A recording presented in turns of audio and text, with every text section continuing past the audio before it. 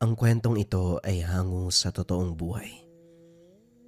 Mula ito sa isa nating kabayan na itago na lamang natin sa pangalang Tonyo. Taong 2012, sila'y Negros Occidental. Si Antonio, na mas kilala sa kanilang baryo bilang Tonyo, 31 taong gulang nung mga panong ito. Pangatlo sa 5 magkakapatid. Lumaki sa isang payak na pamayanan sa Silay, isang lugar na tanyag sa malalawak na taniman ng tubo at palay. Bata pa lamang, nasanay na siya sa hirap at pawis ng buhay sa bukid. Madalas ay bitbit ang araro, nakayapak sa putikan kasama ng kanilang ama. Ang panganay nilang kapatid na si Marisa ay may sarili ng pamilya, naninirahan sa bayan. Samantalang si Joel, ang pangalawa, isang gwardya sa Bacolod. Sa gitna ng magkakapatid si Tonyo. Habang ang dalawa pa nilang bunsong kapatid ay abala pa noon sa pag-aaral. Ang kanilang ama na si Mang Insoy, dating malakas at masigasig sa pagtatanim ng tubo. Kaso nga lang, unti-unting binuwag ng edad at rayuma. Mabagal na ang mga hakbang at madaling sumuko ang katawan sa kahit kaunting trabaho. Ang ina naman, si Aling Bianing, maasikaso sa bahay, naglalaba, paminsan nag-aalaga ng mga apo, nagbabantay ng ilang manok na siyang dagdag kabuhayan. Kahit hindi si Tonyo ang inaasahang breadwinner, madalas na siya ang unang kumikilos upang makapagbigay sa pamilya. Likas ang malasakit, lalo at siya ang pinakamalapit sa mga magulang. Parang tungkulin niya ng punan ang mga kakulangan at bigyan ng ginhawa ang pamilya sa abot ng makakaya. Isang hapon, habang nakaupo si Tonyo kasama ang ama sa lilim ng punong mangga, dinig ang huni ng mga ibon, banayad sa iip ng hangin na dumadampi sa mga muka. Hawak ni Mang Insoy ang tungkod. Wari pinipigilan ang kirot sa mga tuhod. Samantalang si Tonyo naman, nakatingin sa malayo, sa malalawak na taniman ng tubo na ilang ulit niya nang inaararo. Tonyo anak, hindi ka na bata. Hindi habang buhay nandito ka sa bukid. Ang mga kapatid mo, may kanya-kanya ng landas na tinatahak. Baka dapat, subukan mo rin na hanapin ang sayo. Wika ni Mang Insoy. Tay, nandito naman po ako para tumulong sa inyo eh. Si Manang Marisa may pamilya na. Si Manong Joel may trabaho na rin. Pero, paano po kayo ni nanay? Kung pati ako aalis din. Hindi ko kayo kayang iwan dito eh. Napabuntong hininga si Mang Insoy. Halatang pinipigil ang lungkot sa mga mata. Hindi kita pipigilan kung gusto mong lumawas. Mas mabuti nang may mapapala ka roon kaysa dito lang sa bundok. Umaasa sa maliit na ani. Basta wag mong kalimutan ang pinagmulan mo. Natahimik si Tonyo. Sa isip niya malinaw ang hirap. Ang dalawang mas nakakatandang kapatid ay abala sa kanilang buhay. At ang dalawang bunso ay nasa eskwela pa. Sino ang aagapay sa kanilang mga magulang kung hindi siya? Subalit sa kabilang banda, alam niyang sa Maynila mas malaki ang pagkakataon na makaipon, makapagpadala at mas makakatulong sa pamilya. Kinabukasan, kinausap din ni Tonyo ang ina habang naglalaba ito sa batya. Ang mga kamay ay basa at nangingitim sa sabon. Anak, alam kong may pangarap ka. Pero ang Maynila, puno ng tukso at paghihirap. Natatakot ako para sa iyo. Wika ni Aling Bianing. Ngumiti si Tonyo. Kahit pilit lamang, hinawakan ang kamay ng ina. Nay, hindi ko po kayo iiwan kahit saan ako makarating. Sa inyo pa rin ako uuwi. Gusto ko lang pong subukan, baka doon makahanap ako ng mas magandang kinabukasan para sa akin At saka syempre para sa pamilya natin. At doon nagsimulang mabuo ang pasya sa pagitan ng pangarap at tungkulin. Pinili niyang lumakad patungo sa isang daang puno ng pangamba at pag-asa. Ang kanyang paglalakbay ay magsisimula, hindi lamang para sa sarili, kundi para sa pamilya. Pagdating ni Tonyo sa Maynila, para siyang napadpad sa ibang mundo. Ang walang patid na ugong ng mga jeep at bus. Ang halos walang puwang na siksikan ng mga taong nag-uunahan sa kalsada. At ang makapal na usok mula sa mga sasakyan at pabrika. Lahat ay bago sa kanya. Hindi niya maiwasang isipin ang katahimikan ng kanilang baryo, ang malamig na hangin sa palayan, at ang huni ng kuliglig na siyang paminsan-minsang lamang pumapawi sa katahimikan ng gabi. Nakituloy muna si Tonyo sa isang pinsan sa Pasig, sa masikip na apartment. Doon siya pansamantalang nakahanap ng silungan habang nagpupursige sa paghahanap ng trabaho.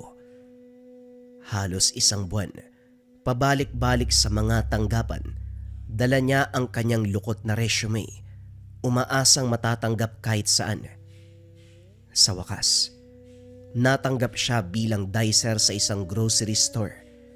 Hindi yon ang trabahong pinangarap niya, ngunit para kay Tonyo, sapat na ito basta may pangsahod. Nagsimulang magtrabaho si Tonyo kahit buong araw nakatayo.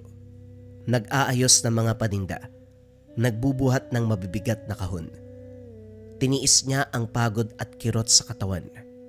Sa bawat patak ng pawis na dumadaloy sa pisngi, sumasagi sa isipan ang mga iniwang magulang. Lalo na ang imahe ng kanyang ama na nakatungkod at ang ina na pagod sa paglalaba at pag-aasikaso ng bahay. Sa tuwing araw ng sweldo, diretso siya sa remittance center. Hindi man kalakihan ang naipapadala, madalas ay kaunti na lang ang natitira para sa sarili. Buo pa rin ang kanyang puso para kay Tonyo.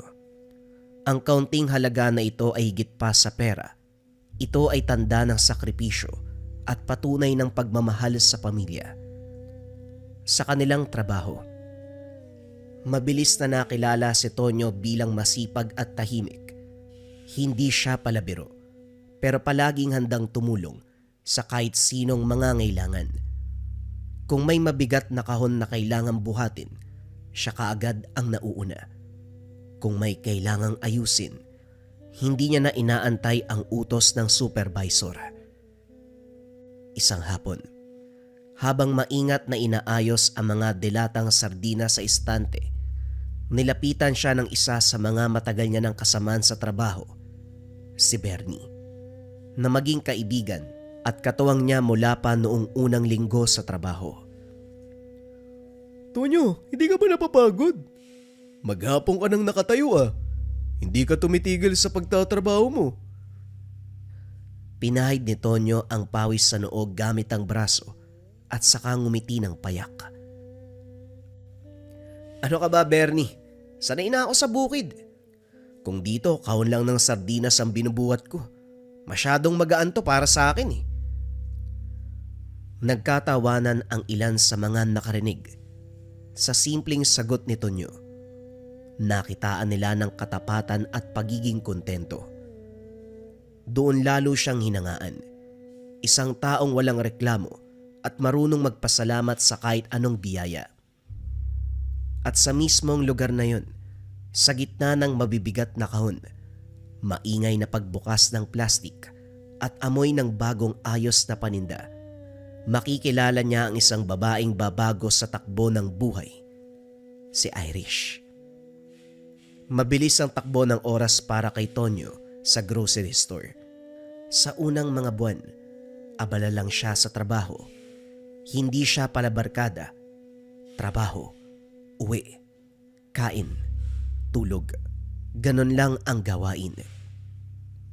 Ngunit isang umaga, habang nag-aayos ng mga kape sa istante, narinig niya ang boses na pumukaw sa kanya. Kuya, pwedeng paabot ng kahon sa taas? Hindi ko abot eh. Paglingon niya, isang babaeng may maaliwalas na muka at maamong mga mata ang nakatayo. Nakaputing uniforme, may nameplate na nakasabit sa dibdib. Si Irish. Agad niyang inabot ang kahon mula sa istante. Inabot sa magandang babae. Eto, ingat ka ha, mabigat yan. Hawakan mo ng mabuti. Maraming salamat ha. Bago ka dito? Hindi naman, mga ilang buwan na siguro ikaw. Bago lang ako eh. Nung nakaraang linggo lang, cashier ako dito. Dito nagsimula ang formal na pagkakakilala. Lumipas ang ilang linggo. Nagkaroon sila ng pagkakataon na magkasabay sa break time. Sa kainan ng kumpanya, laging dagsa ang mga empleyado. May mga nagbibiruan, may nakatutok sa kanya-kanyang telepono, at meron ding tulala, nakatingin lamang sa kawalan. Nang mga panong ito ay walang maupuan si Irish. Napansin niyang may bakanting upuan sa tabi ni Tonyo, kaya lumapit siya doon. Pwede ba akong umupo? Oo naman, sige, umupo ka lang. Habang sabay na kumakain ng ulam na kapwa adobong manok, nagsimula ang usapan. Nga pala, Irish yung pangalan ko. Ikaw, anong pangalan mo? Antonio ang pangalan ko, pero pwede mo akong tawaging Tonyo. Yun na kasi yung nakasanayan ng mga tao eh. Taga saan ka pala, Kuya Tonyo? Aray ko, kuya pa talaga. Laking Negros ako, ikaw ba? Taga Zamboanga naman ako, malayo din. Wala akong kamag-anak dito eh. Nagbaka sakali lang. Pareho silang dumayo mula sa probinsya. Pareho ring nagsikap sa hirap ng buhay para makahanap ng maayos na kinabukasan. Ganun din naman eh. Wala masyadong trabaho. Kaya kahit mahirap dito, tiis muna hanggat makaipon. Pareho pala tayo, Tonyo. Mula noon ay madalas nang nag-uusap ang dalawa. Mula sa simpleng usapang trabaho hanggang sa maliliit na pangarap na pilit nilang binubuo sa gitna ng lungsod. Hindi nagtagal, napansin ng mga kasama nila Tonyo at Irish ang pagiging madalas silang magkasama. Palaging sabay sa pagkain, sabay umaalis mula sa grocery, at kung minsan pa, magkatabi sa jeep pauwi. Unti-unti, naging usap-usapan na rin sila sa trabaho. Uy, Tonyo! Huwag mo nang itanggi. Kayo na ni Irish, ano? Ano ka ba? Wala ah. Pare, ano ba iniisip mo? Trabaho lang, magkaibigan lang kami.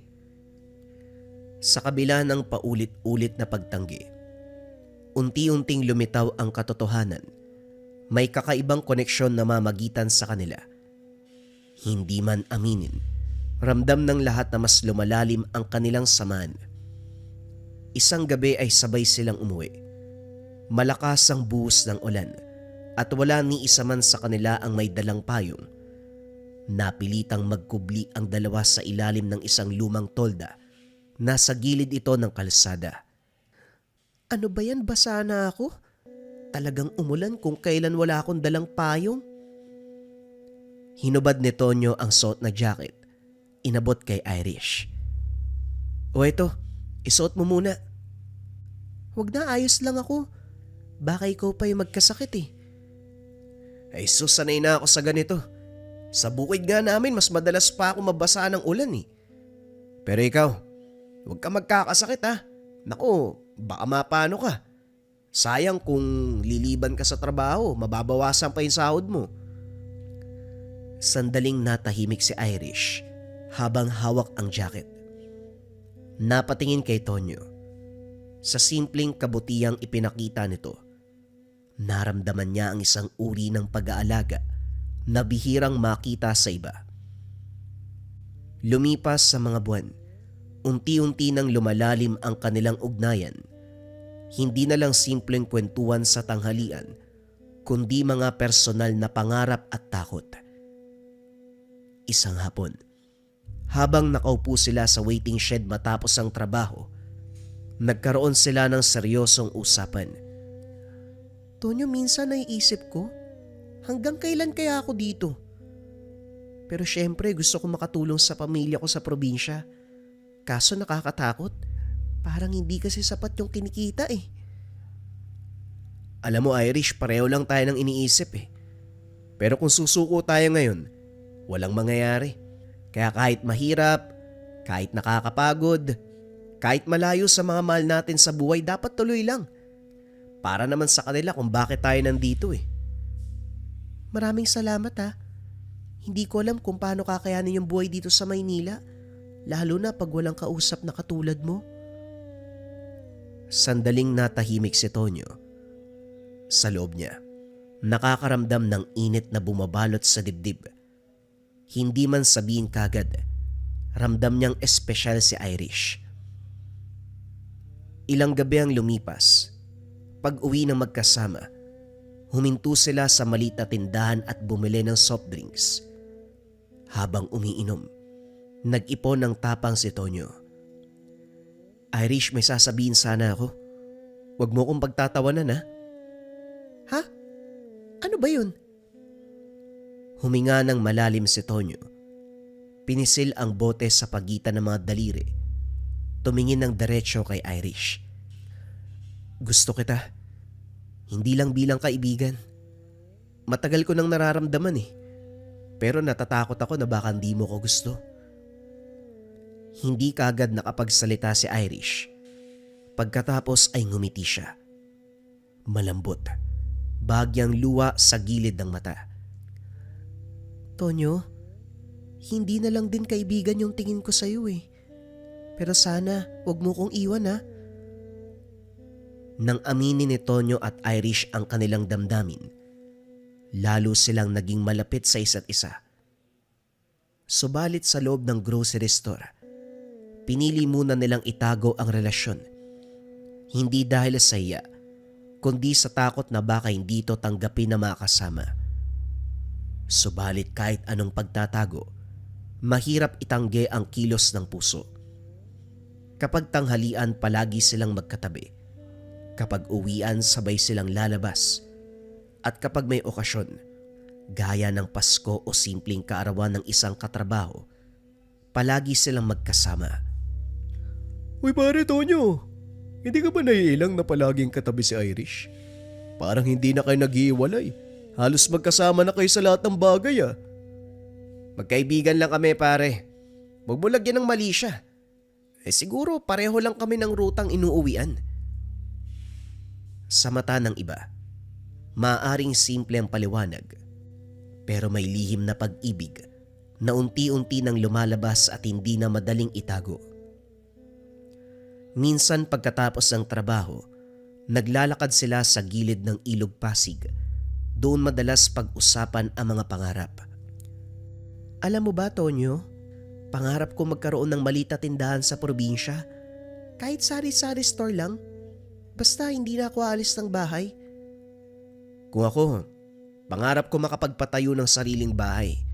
Yung kahit maliit lang basta puno ng pagmamahalan. At syempre dapat malaki din ang bakuran para pwedeng gawing taniman sa likod. Para hindi na umaasa sa iba. Kung pagsasamahin natin yung pangarap natin, parang kaya naman, di ba? Basta hindi ka magsasawa sa akin, Irish. Dahil kahit mahirap, gagawin ko ang lahat para sa'yo, no? Lumipas ang mga buwan. Isang araw hindi pumasok si Irish. Nag-alala si Tonyo. Kagad siyang nagtungo sa inuupahang kwarto ni Irish matapos ang kanilang trabaho. Pagdating, nakita niya si Irish na nakaupo sa gilid ng kama. Hawak ang isang maliit na kahon ng pregnancy test.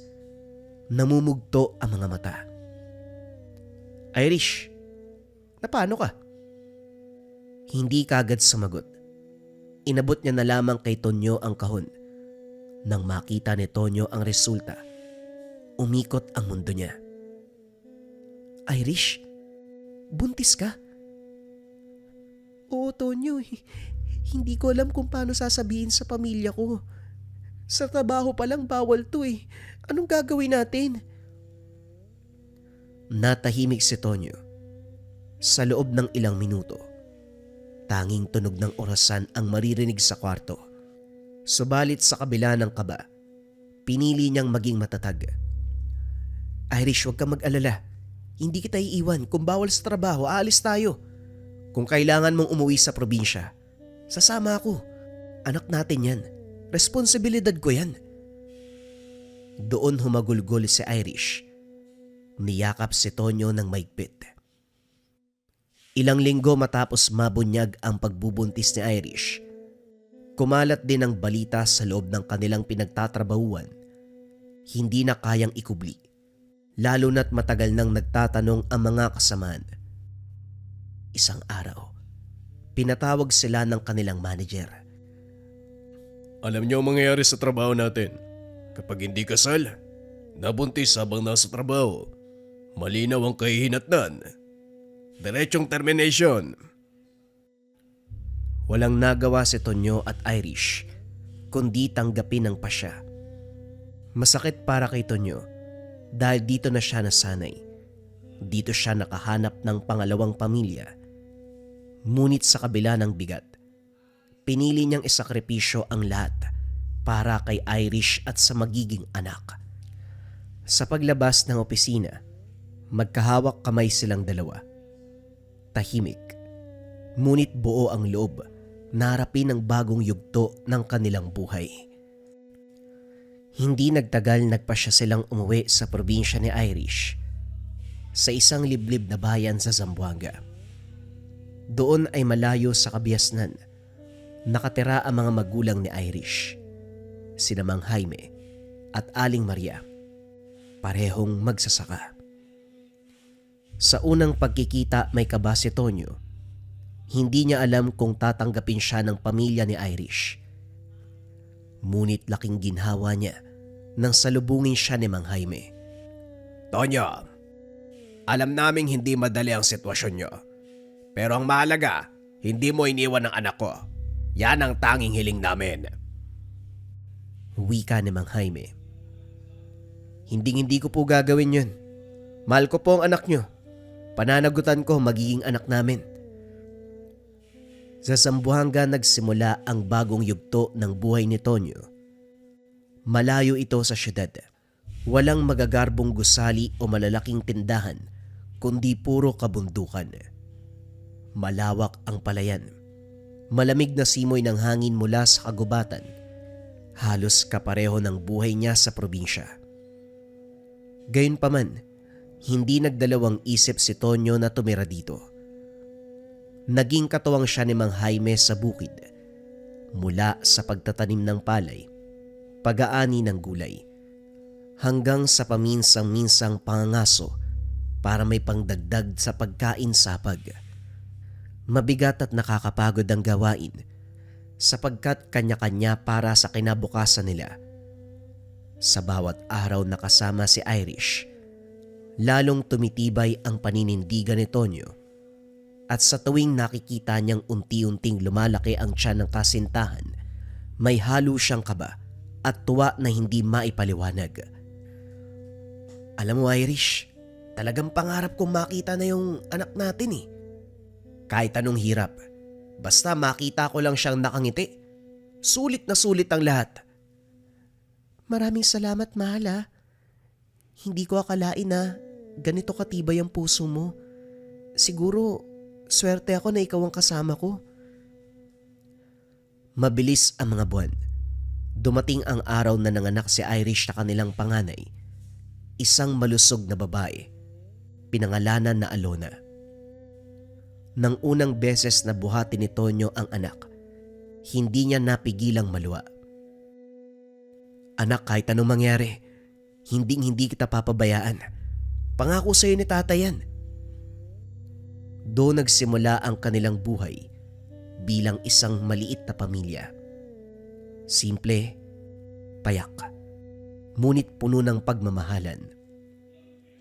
Sa unang taon ng buhay nila sa Zamboanga, maayos ang lahat. Si Tonyo ay palaging kasama sa bukid, nakikisama kay Mang Jaime, at palaging nagbubuhat ng mabibigat na gawain. Si Irish naman ay inaalagaan si Alona habang tinutulungan si Aling Maria sa bahay. Halos gabi-gabi, sabay-sabay silang kumakain ng hapunan, payak na ulam, isang mangkok ng ginataang gulay, pritong isda at kaunting kanin. Bawat gabi, ramdam niya ang kasiyahan. Maraming salamat sa pagtulong mo sa bukid Hindi biro ang gawain ito. Kung wala ka, siguradong mahihirapan ako. Tay Jaime, maliit na bagay po yan. Ganyan din po yung gawain namin sa Negros. Kapag nakikita niyang humahagik-gik si Alona sa tabi ng ina, pakiramdam ni Tonyo, puno at buo ang kanyang mundo. Ngunit gaya ng mga ulap na unti-unting dumidilim, nagsimulang magbago si Tonyo. Nung una, paminsan-minsang pagpunta sa bayan matapos magtrabaho, sinasabing magpapahinga sa tindahan at iinom ng isang bote. Ngunit ang isang bote, naging 2. Ang 2 ay naging 3. Hanggang gabi-gabi, lasing na kapag umuwi. Isang gabi habang tulog si Alona, nag-away ang mag-asawa. Tonyo, 10:00 na ng gabi Kanina ka pa dapat umuwi. May trabaho pa sa bukid bukas. Bakit pa kasi palagi kang nasa inuman? Huwag mo nga akong pakialaman. Pagod ako buong araw Konting alak lang pampalakas ng loob. Konting alak araw-araw na yan. Paano kapag nagkasakit ka? Paano kung hindi ka magising bukas? Huwag mo akong sermonan, Irish Hindi lang ikaw yung pagod. Natahimik si Irish. Sa unang pagkakataon, nakita niya ang malamig na muka ng lalaking dati puno ng lambing at pangako. Hindi nagtagal, hindi na lang alak ang bisyo ni Tonyo. Sugal. Una simpleng tong-its, pusoy 2. Pero nang makatikim ng panalo, lalo siyang naumaling. Minsan umuuwi siya ng masaya. May dalang pera, ngunit mas madalas talo at walang maiabot kay Irish. Saan napunta yung pera? Kakakuha mo lang ng bayad Wala, may utang akong binayaran. Huwag ka nang magtanong, hindi mo naman pera yun Alam ni Irish ang tunay na dahilan.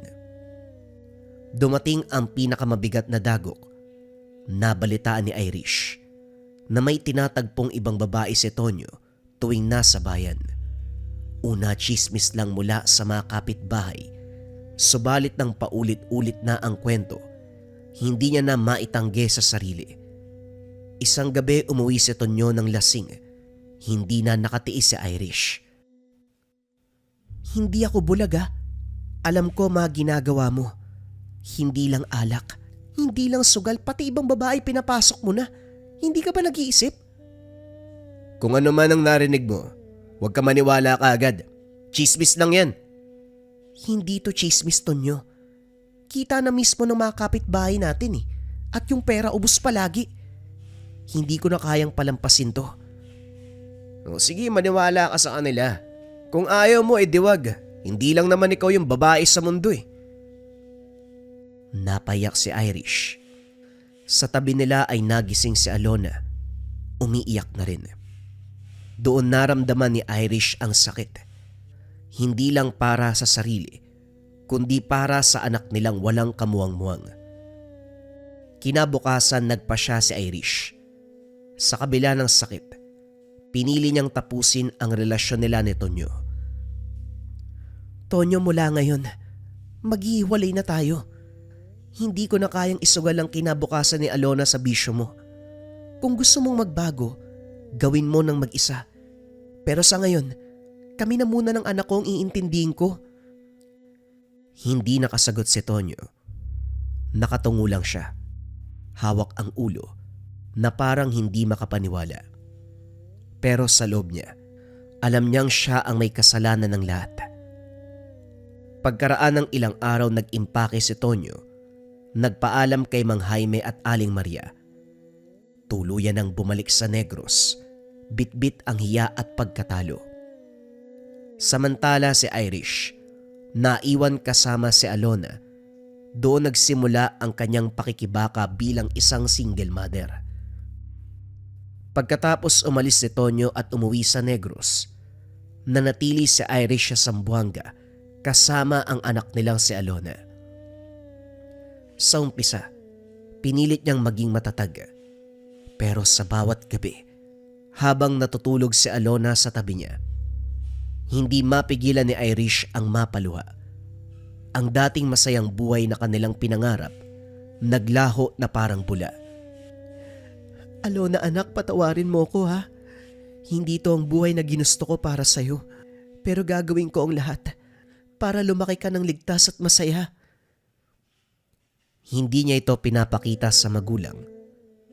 Unti-unting nangangayayat si Irish at wala nang ganang kumain. Si Berna, tiyahin ni Irish sa panig ng ina. Nakatira lamang sa kabilang sitio. Kilala siya sa lugar bilang albularya at mangkukulam na may kakaibang kaalaman. Isang araw dumalaw siya sa bahay nila Irish. Nadatnan ang pamangkin na nakaupo sa balkonahe, umiiyak. Irish, nabalitaan ko nangyari sa inyo ni Tonyo. Hanggang kailan ka magtitiis ng ganyan? Tignan mo ang sarili mo, payat ka na. Hindi mo pwedeng hayaan na takasan ka ng lalaking yon. Tia, ayoko nang isipin pa si Tonyo eh. Basta kasama ko si Alona, sapat na po yun para sa akin. Hindi kumbensido si Tia Berna. Para sa kanya, hindi dapat makaligtas si Tonyo sa pananakit. Kinabukasan, sinimulan ni Berna ang ritual. Sa maliit na silid, inilabas niya ang mga gamit, mga manika, pula at itim na libreta, mga kandila na may iba't ibang kulay, bawang at asin. Kinuha niya ang isa sa mga naiwang gamit ni Tonyo sa bahay nila Irish, isang panyo at lumang t-shirt. Ito ang gagamitin sa ritual. Tonyo, sa bawat sakit at luha ni Irish, mararanasan mo rin. Hindi ka makakatakas. Inilagay ang t-shirt sa gitna ng lamesa. Sinindyan ng pulang kandila. Nagsimula ng mag-orasyon. Samantalang sa Negros, patuloy na sinusubukan ni Tonyo na bumangon. Ngunit ilang linggo matapos siyang makauwi, nagsimulang makaramdam ng kakaiba. Sa una, simpleng pagkahilo lang tuwing gabi. Pagkatapos ay hirap nang makatulog. Hanggang isang araw, napansin niyang may mga sugat sa katawan na bigla na lamang lumilitaw. Parang kagat ng insekto pero mas malala. Ano ba to? Ang kati, bigla na lang tumubo sa balat ko ah. Nag-alala ang kanyang ina, si Aling Teresa. Anak, baka may nakuha kang sakit. Punta tayo sa doktor para masuri ka. Kahit anong gamot ang ireseta, hindi gumagaling ang mga sugat, lalo pang dumarami. Dahil walang pinagbago, nagpasya silang lumapit sa isang albularyo sa kabilang sitio. Pagdating nila, pinagmasdan muna ng matanda si Tonyo. Pagkatapos ay sinilip ang tubig na may langis na inihanda. Hindi sakit ng tao ang dumapo sa kanya, kundi gawa ng kapwa-tao. May humihila sa kanyang kaluluwa. Kinukulam siya. Napatitig si Tonyo. Nanginginig ang katawan. Kulam? Pero sino at bakit? Hindi nagbigay ng pangalan ang albularyo, ngunit nagbigay siya ng proteksyon. Isang maliit na anting-anting. Sinuot sa leeg. Nagritual na kailangang ulit-ulitin. Malakas ang kapangyarihan na bumabalot sa iyo. Kaya kahit may proteksyon ka, hindi ka agad mawawala. Kailangan mong hanapin kung sinong may gawa nito. Mula noon, hindi na matahimik si Tonyo. Paulit-ulit na bumabalik sa isipan ang mga nangyayari. May mga bagay na hindi maipaliwanag. Maraming tanong ang sumisiksik sa utak. Isa sa pinakamasakit, kung si Irish nga ba ang may gawa. Nagipon siya ng lakas ng loob. Isang gabi kinuha ang telepono, kinausap si Irish. Ikaw ba? Ikaw ba'y may gawa ng nangyari sa akin? Kung bakit ako nagkakaganito? Nagulat si Irish. Kagad na sumagot. Halatang may halong galit at lungkot. Anong sinasabi mo? Ano bang nangyayari sa'yo? Wala akong alam sa mga sinasabi mo. Ikaw na nga tong nanakit sa amin eh. Ako pa ang pagbibintangan mo? Natahimik si Tonyo. Sa boses ni Irish dama niya ang katotohanan. Hindi ito nagsisinungaling. Pero mas lalo siyang nalito. Kung hindi si Irish, sino ang nasa likod ng lahat? Sa Negros, halos hindi na makabangon si Tonyo mula sa higaan. Ang dating matikas at malakas na katawan, lumiit at nangayayat. Ang mga sugat sa kanyang balat ay nagkaroon ng nana, madalas nilalagnat. Tuwing umaga, makikita siya ng kanyang ina na nakayakap sa kumot, nanginginig sa lamig kahit terik ang araw. Tonyo anak, huwag ka susuko. Lalaban tayo. Gagaling ka. Subalit kahit anong lunas mula sa albularyo, wala pa ring bisa. Sa Zamboanga, mas lumakas ang loob ni Tia Berna.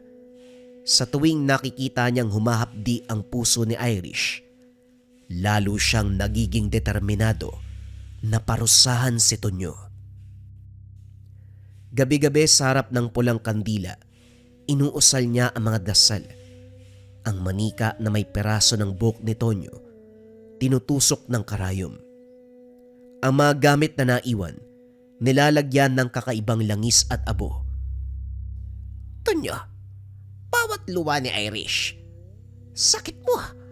Bawat gabi niyang walang pahinga. Gabi mo rin na walang katahimikan. Isang gabi, dumalaw si Irish sa bahay ng tiyahin. Hindi siya mapalagay. Ilang linggo na nang mula nang tumawag si Tonyo, ibinintang sa kanya ang nangyayari. Pagdating sa bahay ng tiyahin, nakita niyang nakasara ang mga bintana at amoy kandila ang paligid. Nang pumasok sa loob, nagulat siya sa kanyang nakita. Sa mesa nakalagay ang mga gamit ni Tonyo, isang lumang panyo, isang t-shirt at isang manika na tinusukan ng karayom. Napatigil si Irish. Namutla. Tia, ano to? Tumayo si Tia Berna. Mabigat ang tinig at matikas ang tindig. Subalit halatang nagulat pagdating ng pamangkin. Ginagawa ko ito para sa'yo at para kay Alona.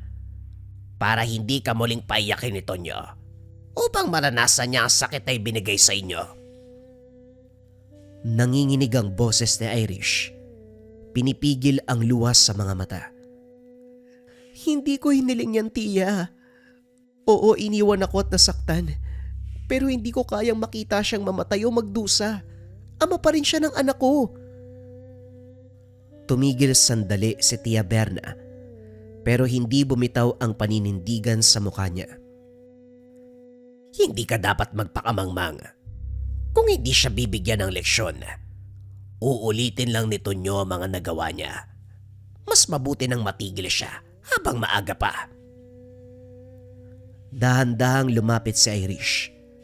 Hinawakan ng kamay ng tiyahin. Tia, pakiusap, tama na po. Hindi na siya kailangang pahirapan. Kung tunay ang pagmamalasakit niyo sa amin ni Alona, pakinggan niyo po ako. Patawarin na lang natin siya. Hayaan niyo ako magdesisyon para sa buhay namin. Nagtagal ang katahimikan. Kita sa mga mata ni Tia Berna ang unos ng damdamin. Galit, pag-aalala, matinding pagnanais na protekta ng pamangkin. Ngunit sa mukha ni Irish, nakita niyang isang bagay na hindi basta-basta mapapawi. Tapang na dala ng pag-ibig at pananampalataya. Natigilan si Tia Berna sa unang pagkakataon. Naharap siya sa matibay na paninindigan ng pamangkin. Napabagal ang bawat galaw niya habang pinipilit na unawain ang sinabi. Subalit malinaw din sa muka ang pag-aalinlangan. Hindi madaling bitawan ang naglalagablab na galit. Kinagabihan, hindi mapakali si Irish matapos niyang ilapag ang maliit na unan ni Alona at marinig ang mahina at mapayapang paghikbi ni Alona. Hindi kaagad nawala sa isip ang kalagayan ni Tonyo sa Negros. Ang dating galit at hinanakit, unti-unting napalitan ng awa. Anak, hindi ko alam kung tama ang gagawin ko. Pero kailangan nating tulungan ng tatay mo. Ano man ang mangyari, dugo at laman mo pa rin siya. Kinabukasan, bumalik siya sa kubo ni Tia Berna. May malamlam na liwanag mula sa kawayan at tila mas mabigat ang hangin habang lumalapit siya. Tia, gusto ko siyang tulungan. Kung hindi matatapos ang paghihirap ni Tonyo, baka mamatay siya eh. Paano na si Alona? Hindi ko hahayaang mawala ang ama ng anak ko. Matagal na nakatingin si Tia Berna kay Irish. Kita sa mga mata ang bakas ng galit, pag-aalala, pagod at pagdurusa. Napabuntong hininga siya bago bumangon. Ang tinig niya ay mabigat, ngunit may paninindigan. Kung talagang pipilitin mong bawiin ang sumpa, kailangan siya mismo ang humarap sa akin. Hindi pwedeng ikaw lang. Nasa kamay niya ang kanyang kapalaran. Sa mga salitang iyon tumigil ang mundo ni Irish kahit sandali lamang. Alam niyang may malaking sakripisyo at panganib na nakataya. Alam din niya ang desisyon. Hindi makukuha ng basta-basta. Dahil sa natuklasan, kaagad nakipag-ugnayan si Irish kay Tonyo. Sa kanilang pag-uusap, halos mabasag ang boses ni Tonyo sa hina. Irish, totoo ba to? Tiya mo may gawa sa akin. Nakita ko mismo, pero pinigilan ko na siya. Ang sabi niya, kailangan mong bumalik sa Zamboanga, humarap sa kanya. Doon ka lang niya mapapalaya eh. Tahimik si Tonyo. Ramdam niya ang takot na muling makita ang tiyahin at takot na baka wala ng lunas ang kanyang kalagayan. Ngunit sa dulo, nanaigang pagnanais niyang mabuhay. Kahit mahirap, pupunta ako para sa anak natin. Para sa inyo. Matapos ang ilang linggo ng pag-iisip, bumalik siya sa lugar. Sa tulong ng kanyang pamilya sa Negros, nakabili ng tiket pabalik. Mahaba at nakakapagod, pero wala nang ibang pagpipilian. Bumiyahe siya patungong Zamboanga. Habang nasa barko, hindi mapakali si Tonyo. Bawat ampas ng alon, ramdam niya ang kaba at takot. Hindi ko alam kung tatanggapin pa nila ako. Pero kailangan kong lumaban. Hindi lang para sa sarili ko, kundi para kay Alona. Pagdating ni Tonyo sa baryo ng pamilya ni Irish, agad siyang sinalubong ng mga mata na puno ng pagtataka. Ang mga kapitbahay na minsang nakasaksi sa paglisan niya, ngayon ay nagbubulungan. Tila tinatansya ang dahilan ng pagbabalik. Ang ilan ay nakatayo sa gilid ng daan, nakamasid, habang ang iba naman nakasilip sa mga bintana. Ngunit sa gitna ng mga matang mapanuri, isa lamang ang naglakas ng loob na lumapit. Si Irish. Sa kanyang muka, mababanaag ang halong lungkot at pag-asa. Tonyo? Hindi kaagad makatingin si Tonyo. Nakatungo siya. At sa gilid ng kanyang mga mata nangingilid ang luha. Mabigat ang bawat salitang lumalabas sa kanyang bibig. Irish, patawarin mo ko. Patawarin mo ko sa lahat ng pagkukulang. Sa sakit na naidulot ko sa'yo. Sandaling natahimik ang paligid. Ang bulungan ng mga tao ay parang nawala. Tanging tibok ng kanilang dibdib ang maririnig. Si Irish, hawak-hawak ang dibdib. Hindi makapaniwala sa muling pagtayo ni Tonyo. Sa kanyang harapan, basag, sugatan, ngunit handang humingi ng kapatawaran.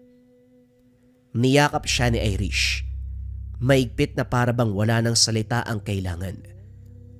Kinabukasan dinala siya ni Irish sa bahay ni Tia Berna. Doon tahimik ang paligid. Ang mga bintana ay nakasara at tanging liwanag mula sa mga kandila ang nagbigay ng liwanag sa loob. Nakaharap si Berna sa isang maliit na altar. May mga dahon, asin at iba't ibang ugat ang nakalagay sa lugar. Nag-orasyon si Berna, paulit-ulit habang iniihipan ang batok at dibdib ni Tonyo. Biglang nakaramdam si Tonyo ng malamig na hangin na dumadampi sa kanyang katawan. Ang bigat ng ilang buwan na pasan, tila unti-unting gumagaan. Ngunit kasabay nito, dumadaloy din ang matinding sakit, para bang may humihila palabas mula sa kanyang kaluluwa. May umatak sa loob ko. Tonyo, konti na lang, kakayanin mo yan. Nandito lang ako. Patuloy si Berna sa pag-oorasyon. Ang mga gamit ni Tonyo, inilalagay sa planggana. Sinabuyan ng asin at bawang, pinakuluan ng tubig na may iba't ibang dahon. Umuusok ang paligid at ang amoy ng mga halamang sinunog ay kumalat sa buong silid. Makalipas ang ilang ulit na ritual, bumagsak si Tonyo sa sahig. Pawisan at hingal na hingal. Subalit sa kanyang muka, makikita ang kakaibang ginhawa. Parang natanggal yung bigat sa dibdib ko.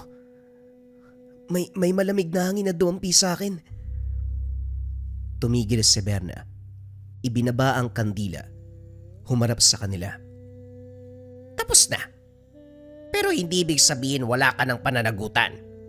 Ang sumpa ay tinanggal, pero ang sugat na iniwan mo sa pamilya, yan ang dapat mong gamutin. Pagkatapos ng ritual, humarap si Tonyo kay Irish at sa kanyang mga magulang. Namumugto ang mga mata. Nanginginig ang boses, ngunit buo ang loob. Patawarin niyo po ako. Alam kong hindi kinaya noon. Ang dami kong pagkukulang. Ang dami kong kasalanan, pero nangangako ako. Hindi ko na uulitin. Babawi ako para sa inyo. Para kay Alona. Bigyan niyo lang ako ng isang pagkakataon. Tahimik ang paligid. Si Mang Jaime, matagal nakatitig kay Tonyo. Hindi kagad sumagot. Kita sa kanyang muka ang paghihirap sa pagitan ng galit at pagnanais na unawain. Sa wakas, bumigat ang kanyang tinig ng magsalita. Tonyo, hindi madaling ibalik ang tiwala. Ang sugat na iniwan mo, hindi basta-basta maghihilom. Pero kung talagang seryoso ka sa pinakita mo, hindi sa salita kundi sa gawa, doon lang namin malalaman kung karapat-dapat ka ba sa pagkakataong hinihingi mo. Tumango si Tonyo. Maigpit ang pagkakahawak sa dibdib. Sa unang pagkakataon, matapos ang mahabang panahon, nakaramdam siya ng pag-asa. Nang mga sumunod na linggo, sineryoso ni Tonyo ang pangako niya. Muling tumulong sa bukid kasama si Mang Jaime, nagtatanim ng palay, nag-aalaga ng hayop. Sa tuwing mag-aalok ng alak ang mga dating kabarkada, tumatanggi siya. Maraming salamat mga pare, pero tapos na ako dyan. Marami akong kailangang ayusin. Sa gabi imbis na maglasing, nasa bahay siya kasama si Irish at Alona. Kumakain ng hapunan, nakikipaglaro sa anak, at minsan, nagkikwento ng kabataan sa Negros. Dahan-dahan, nakikita na Irish ang pagbabago. Hindi to mabilis, ngunit bawat araw ay may patunay. Isang gabi, habang tahimik silang nakaupo sa labas ng bahay, nagsalita si Irish. Hindi ko akalaing darating pa ang oras na makikita kita na ganito. Ikaw na muli ang Tonyo na nakilala ko nung una. Mabait, matatag, handang magsakripisyo para sa pamilya. Ang dami kong galit na tinanim sa'yo. Pero ngayong karap kita, unti-unting napapalitan ng pag-unawa. Alam mo, Tonyo, matagal akong nagduda eh. Bawat gabi iniisip ko, karapat dapat ka bang bigyan ng pagkakataon? Pero sa nakikita ko ngayon, handa na akong patawarin ka. Hindi dahil nakalimutan ko na ang sakit. Naniniwala ako, may pag-asa pa na mabuo tayo uli. Para kay Alona, para sa anak natin. Maraming salamat, Irish ha. Salamat sa isa pang pagkakataon. Wala na ako ibang hihilingin. Yung pagtanggap nyo, lubos na yun para sa akin eh. Hindi ko sasayangin yan. Sa bawat araw na darating, ipapakita ko sa'yo, magiging mabuting tao ako. Mabuting ama. Yun ang tanging layunin ko. Mula noon, naging mas matatag ang pamilya nila Tonyo at Irish. Nanatili sila sa kabundukan. Malapit sa kalikasan, sa simpleng pamumuhay na unti-unti nilang minahal. Hindi man sila nakaligtas sa mga pagsubok noon, magkasama nilang hinarap ang lahat.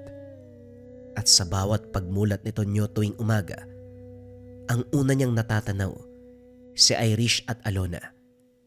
Paalala na dahil sa kanila, natutunan nilang mamuhay ng payapa, tahimik sa kabila ng lahat ng pinagdaraanan, at para sa mga kalalakian na nakakaranas ng mga natamasa niya bago siya madapa sa pagiging ama. Ang tanging payo ni Tonyo, huwag mo nang ituloy. Masisira ang buhay mo. Ito ang leksyon na kanyang natutunan sa isang batikan na mangkukulam. Mga kabayan, wow! Nandito na ang Pabasa, Pamana at Basbas. Para sa mga umorder nung September 1 to September 5, ito yung marireceive ninyo. I-unbox natin siya ngayon. Okay? At good news para sa mga gustong umorder, available to uli ngayong October 1 hanggang October 5. Pero hanggang 50 pieces lang. Kung ano mauna, October 1 to October 5 or kung naubos yung stocks na 50 pieces. Kaya interesado ka, antayin mo sa website natin www.lecamerchandise.com. Sa website lang to available. Pakita ko sa inyo kung anong laman. Angas nito, unboxing. ASMR. Okay, buksan natin. Ganyan pa nila yan eh. Wow! Sobrang safe. Ang daming bubble wrap. ASMR. Uy, diba? Ito yung marireceive ninyo mga kabayan. Sobrang ganda. Ito yung pinakabago natin na bubble wrap sa Lika. Bubble wrap pa lang, may nakalagay na ganyan. So ito yung una nyo marireceive. Laan natin. So yan, lahat yan. Pabasa, Pamana, tapos Basbas nandito lahat. Unahin natin to. Ito yung Pabasa. So pagbukas niyan, yan, nakalagay siya sa envelope. Tapos, nasa loob yung, andyan yung readings. Hindi ko na lang papakita kabayan kasi personal to eh. So nakalagay pa rin yan siya dito sa ating specialized bubble wrap na may likha na nakalagay. Sobrang ganda. So after ng Pabasa, meron tayong tinatawag na, eto, yung kanyang Pamana. Yung Pamana, ito yung tangan or yung gamit na batay sa kanyang Pabasa. Wow! Sobrang ganda! Ayan yung ano niya, kabayan. Pakita ko din sa kabila. 'Di ba? Sobrang espesyal nung Pamana sa kanya. At syempre, hindi mawawala yung pangatlo, yung tinatawag nating Basbas. Itong Basbas, ito yung langis na may pangalan sa loob. Yan o. Sobrang espesyal yan kabayan. Sobrang ganda. Andyan lahat ng sangkap, mga pangkalikasang sangkap sa loob. At yung Basbas, yung pangalan mo, ilalagay din natin dyan sa loob. So ito lahat ng matatanggap nyo kabayan. Nakalagay siya sa kulay pulang box. Red symbolize life. Tapos nakalagay siya dito sa mga bubble wrap natin na sobrang espesyal. Pakita ko ulit isa-isa yung mga gamit. Again, ito yung marireceive ninyo, yung Pabasa ninyo, yung Pamana, at Basbas. Para sa lahat ng interesado, again, magiging available to ng October 1 to October 5. 50 pieces only. Kung anong unang matapos, yung October 1 to October 5 o yung 50 pieces. Abangan mga kabayan, sa website lang ito available, www.likhamerchandise.com. Mag-ingat sa mga scammers.